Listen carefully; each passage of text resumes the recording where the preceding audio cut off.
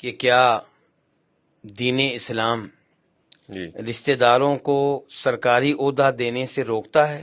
ہمیں ایسی کوئی آیت نہیں ملتی، ایسی کوئی حدیث نہیں ملتی جس میں یہ کہا گیا ہو کہ آپ اپنے کسی رشتہ دار کو عہدہ نہیں دے سکتے۔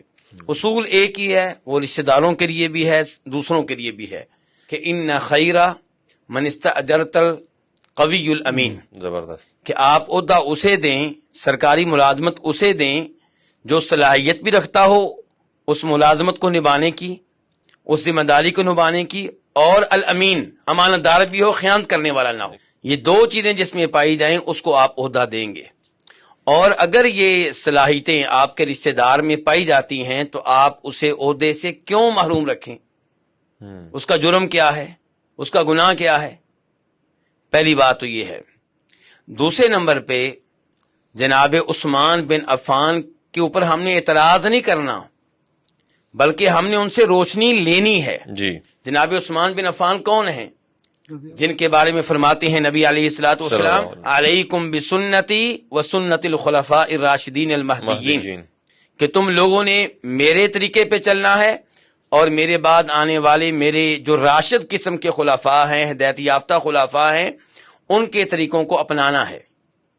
تو جناب عثمان بن عفان نے اگر اپنے رشتہ داروں کو سرکاری عہدے دیے ہیں، مختلف شہروں کا گورنر مقرر کیا ہے، تو ہم نے یہاں سے یہ اصول اخذ کرنا ہے، یہ روشنی ان سے لینی ہے، یہ قانون ان سے لینا ہے کہ اپنے رشتہ داروں کو بھی سرکاری عہدہ دیا جا سکتا ہے جبکہ وہ اس کی صلاحیت رکھتے ہوں، جبکہ وہ امانت دار ہوں۔ تیسری بات یہ ہے کہ جناب عثمان بن عفان نے صرف انہوں نے سرکاری عہدے اپنے رشتہ داروں کو نہیں دیے، یہ کام دوسرے خلفاء نے بھی کیا ہے۔ ان پہ یہ اعتراض کیوں نہیں ہوتا؟ جناب علی رضی اللہ عنہ کی طرف آپ دیکھ لیں، عبداللہ بن عباس رضی اللہ عنہ ان کے کیا لگتے ہیں؟ چچا کے بیٹے، ان کے کزن ہیں۔ جی کزن ہے۔ ان کو بصرہ کا گورنر مقرر کیا۔